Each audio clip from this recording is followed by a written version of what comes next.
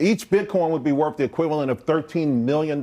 Yeah, well, when you crank in the growth rate, which for me, the base case is 29% a year on average for 21 years, that gets you from where we are today to 13 million a coin in the year 2045. Mr. McCauley, Ms. Dixon, you're both CEOs of major players in the digital asset ecosystem. Have your companies been debanked? Unfortunately, the answer is yes. And it was a process where we've now had to go to, I think, 10 different banks to be able to create a sufficient... What's the reason being given? There is no reason.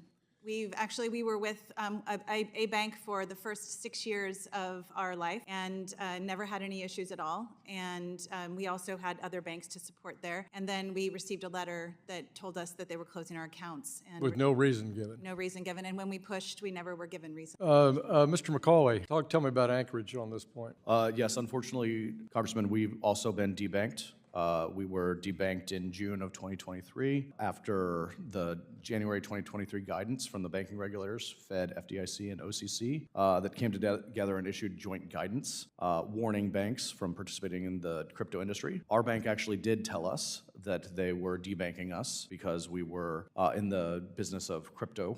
And it's particularly surprising because we ourselves are a national bank. Crypto, we were talking earlier also about Bitcoin, and it's going, it's rising. There's talk in Washington also about creating a Bitcoin reserve, actually. You do deal with currencies to some degree, and you have to think about some of these issues. How does crypto sit with you right now at a time when it appears that this next administration may legalize it in a much more broader way? I mean, it's legal now, but that there might be a much bigger groundswell for it? So from the jobs that we have, what's relevant is really two things. One is just,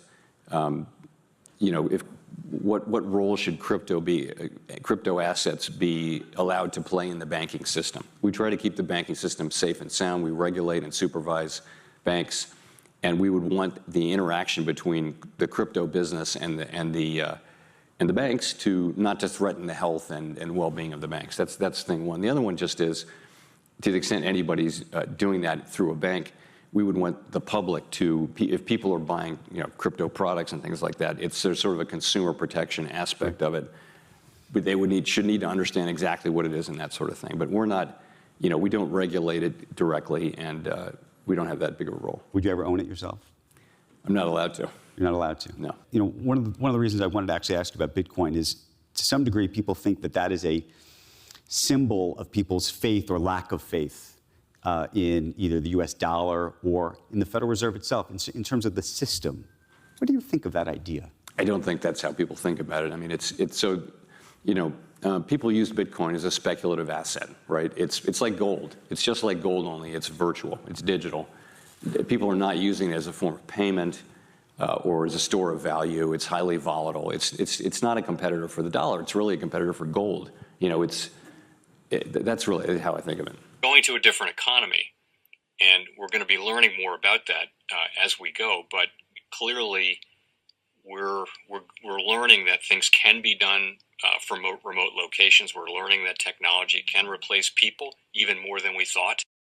We're not going back to the same economy. We're recovering, but to a different economy, and it'll be one that is more leveraged to technology. And I worry that is going to make it even more difficult than it was for many workers.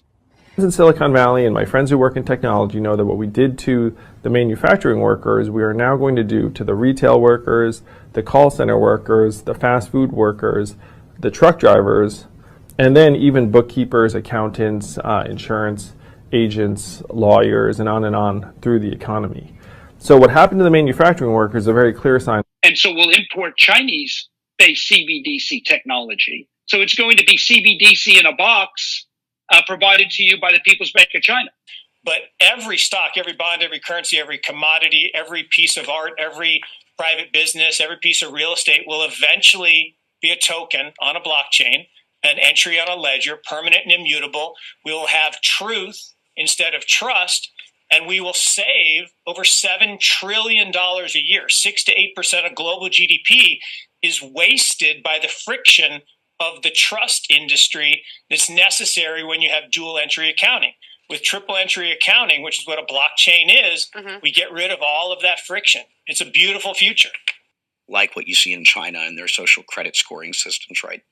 If we get identity wrong, it could be a tool to enslave humanity. And if we get it right, it could be a tool to liberate humanity. And as an American, I'm obviously rooting for the one that's on the side of freedom. Bitcoin is an international asset. And also, I do believe the role of crypto is it's digitizing gold. I actually believe this technology is going to be very important. Look at it. We have been part of the huge revolution in investing through ETFs. We believe that ETFs will be changing the whole way we invest. Many people still use it as a means, people are investing it for indexing. No, the majority of people who are putting money in ETFs are active investors that are buying exposure. The entire bond market is being transformed as we talk right now. I believe the next generation for markets, the next generation for securities will be tokenization of securities. And if we could have that distributed ledger that we know every beneficial owner, every beneficial seller, we all have our code of who's buying, who's selling, instantaneous settlement. And think about it, it changes the whole ecosystem. Chinese bank ICBC has been hit by a ransomware attack, and the U.S. Treasury market, as a result of that, has been disrupted. This, according to the Financial Times. We're getting at more right now with Bloomberg's Shonali Bassick. Shonali, what do we know? Listen, we have the Financial Times now reporting that ICBC, one of China's largest banks here, was hit with a ransomware attack. And remember, they're a very significant intermediary in the Treasury market. The SIFMA has told its members that this has been part of the reason here that the system is kind of clogged up, if you will, during that auction that we saw a little bit before. The attack had prevented ICBC, according to the Financial Times, from settling Treasury trades on behalf of other market participants. A large executive at a major bank also telling the paper that such a large party on the fixed income clearing corp creates major concerns, potentially impacting the liquidity of Treasury markets. Now, it was not just a poor auction. It was absolutely lousy, and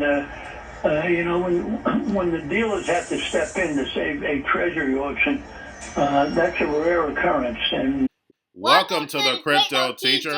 And guys, please like and subscribe if you do like what you're listening to. Please inform your friends and family and spread it all over social media. It is imperative that we get back to learning finances and understand how the world really works, because once we understand how the world really works, we understand that it is all planned out. Now, I want to thank those who purchased the books Cryptoteacher and the New World Order book. Remember, the New World Order book shows you how the world really works, and it is definitely time for you to wake up out of that sleep, especially in the times that we're in right now. And 2024 is going to be one of our most entertaining years. We have the presidential election.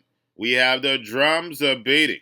We have the emerging markets going to be flipping the switch on the fourth industrial revolution. And they finally start to cut rates.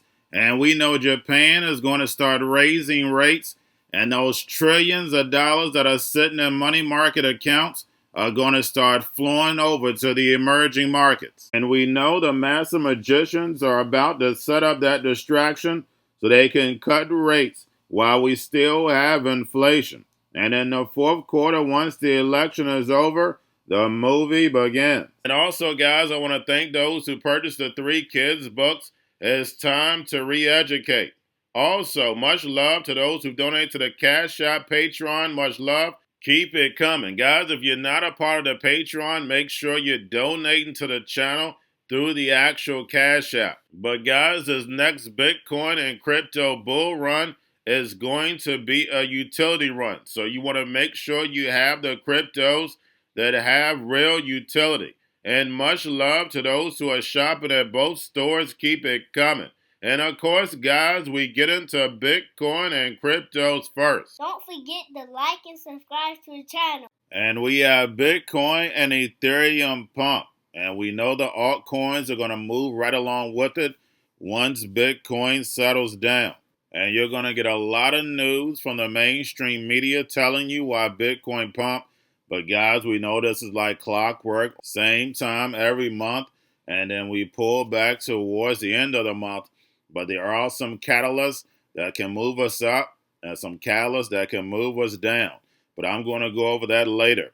Now we have Donald Trump shouting out Bitcoin over the 100,000 mark, and we have Brian Armstrong urges government to adopt a Bitcoin strategic reserve after Bitcoin hits 100,000. And we know we need some regulation before any of that can happen. But remember, guys, they know all about the fourth industrial revolution. Trump's job is to land us in the fourth industrial revolution where the machines take over the economy. And remember, the crypto teacher told you. And we have Bitcoin hits a new record high 2 trillion market cap. And that led to over 137 million liquidated. But now that Bitcoin has topped this 100,000, we know the hedge fund guys are definitely going to step up the shorts. And remember, the crypto teacher told you. So guys, make sure you're paying attention to the actual indicators. We have yield rates are climbing up. We have the dollar right now down. We have volume in crypto up. We have Tether and USDC. And we have Tether CEO says Bitcoin rally and ETF inflows led to USDT market cap surge. And we know it's all about the Fed. You need to thank the Fed. And we know Tether is minting billions out of thin air. And remember, the crypto teacher told you, just like the Fed. And don't forget about the Fed, guys. We had the repo yesterday at 162 billion. Make sure you're pulling that on a daily basis during the week. And we had Jerome Powell yesterday. Make sure you watch the video yesterday. I was going to bring you a different video. I did 2 videos yesterday. I was going to bring you a different one, but I decided to bring you Jerome Powell. I'll probably do 2 videos tonight because I already have that other one. But that other video was about the fourth industrial revolution. We're definitely seeing the NWO build while the sheep sleep. And we had Powell say Bitcoin is not a competitor to the dollar, it's a competitor to gold. And Bitcoin rose in 2008 due to the financial crisis and all the money printing, all the spending. Bitcoin was supposed to work alongside gold with limited supply, so therefore you don't have to worry about all the money printing. Remember, that was a narrative that they put out there. Now we're seeing the big banks and big corporations were behind Bitcoin and crypto from the beginning. And you know the crypto teacher told you that a long time ago and wrote about it a long time ago. Bitcoin and crypto are for the digital economy where the machines take over. And that's why it's so important for Elon and Trump, the narrative, to start cutting this deficit because the dollar is going to lose that world reserve currency. We're going to a level playing field, and China is going to be that new world power with the BRICS nations and that Belt and Road with that digital yuan backed by that digital SDR. United States and China have to collide, though, in order to get the rise of China the Dragon. And remember, the crypto teacher told you. Now we get the jobs report tomorrow. And it'll let us know whether the Fed cuts and whether we're going to have that year-end rally. Now we have the Bitcoin and Ethereum spot ETFs, BlackRock, Fidelity, and Grayscale. Bitcoin and Ethereum spot ETFs both at record highs. Now going over a little crypto news. We have Paul Atkins gets the job as the SEC chairman. And he was a former commissioner, so he definitely knows the job. And remember, he's a chess piece to land us in this fourth industrial revolution. Gary Gensler's job was to kick the regulation can down the road. His job is to speed it up and get us landed in this new digital economy. Now, we had Anchorage Digital CEO and Stellar CEO in front of the U.S. Congress hosted a hearing on the future of finance. And guys, we know fintech, these digital currencies are right around the corner. They're already here. They're ready to roll out. But all we need now is regulation. And we know 2025 is a year for regulation. We know Trump is going to speed it on up. not just for digital currencies, but for the machines. And remember, the crypto teacher tells you. And lastly, guys, anytime we get a pump, Mt. Gox always pops up. And this news says they moved 2.4 billion. And right now, guys, 2.4 billion is just a drop in the bucket right now, as much as Michael Saylor is buying and as high as Bitcoin has gotten priced. Now, don't forget we have options tomorrow. I see a small pullback because, of course, we have a lot of longs going on. And then on the weekend, we're the only game in town. And then next week, Microsoft is going to make that decision on whether they're going to be adding Bitcoin to the balance sheet. I don't see them saying yes this go around just because the price that Bitcoin is at. And like Michael Saylor stated, the volatility is not going anywhere when it comes to Bitcoin. And those of us who've been in Bitcoin, we know the higher the price, the more volatility and the bigger the correction is going to be. At the beginning of the year, we have the supply chain issues, of course, with the ports. We have the geopolitical events at the end of the month, the debt ceiling. And like I've told you, at the beginning of the year, every quarter, the first quarter, we always have a pullback. And then, of course, Bitcoin goes in 4-year cycles. The next cycle, guys, is Shemitah year. And we always get a crash during Shemitah year, but I'm expecting a collapse. So I just see a lot of corrections over these next 3.5 years, and then they set us up for the collapse for Shemitah, where the robots, algorithms, and drones take the economy over, pay each other with crypto, and the sheep go inside the metaverse. And remember, the crypto teacher told you, because he knows when it comes to the NWO, it's all planned out. But that's all I have for you. Don't forget about the books, Crypto Teacher, and the New World Order book, plus the 3 kids books. It's time to re-educate. Also, new to cryptos, Coinbase, Bitrue, Binance. Do not forget book links and crypto links are in the description. The stock channel, guys. Don't forget to go like, subscribe, spread everywhere. You have your Kobo, your chip stocks, your banking, your gaming. While everybody's sitting at home, get home stocks, the Seaver, the biotech stocks. And while everybody's at home wishing they were still getting that free money, what are they doing? Drinking and smoking weed. Don't forget about those stocks, and you have a wonderful day. The most powerful person in the world is the storyteller. The storyteller sets the vision, values, and agenda of an entire generation to come. Steve Jobs. And guys, you know I truly believe in this. When you look at the New World Order, they're the storytellers. And that's the reason why I wrote my New World Order book. But guys, now it's time to change the current generation. And I wrote 3 kids books. You know, I love the Trinity because I understand the power that's in it. So I have 3 books. We have an opportunity to change the generation, to educate, not just me, but I want to show you that I take action on a daily basis. And I want you to take action on a daily basis. Whether it's your job, whether it's in your community, we have an opportunity right now to educate the masses. I posted this on my Twitter account. Please share, but this is a short clip of the 3 books. There's going to be a clothing line and action figures. Please get these books for your kids, nephews, cousins, friends, so therefore we can start the re-education now. Because as we see, the 4th Industrial Revolution foundation is definitely here. Robots, algorithms, drones, taking humanity out the picture. We have to re-educate. But let's get into the video. Part 1. King Joshua and Drama Team save the village. Part 2. King Joshua and Drama Team save New York from COVID-33. Part 3. King Joshua and Drama Team goes to China. It's mandatory to get part 1, part 2, and part 3 of this series. It's time to re-educate Generation Z.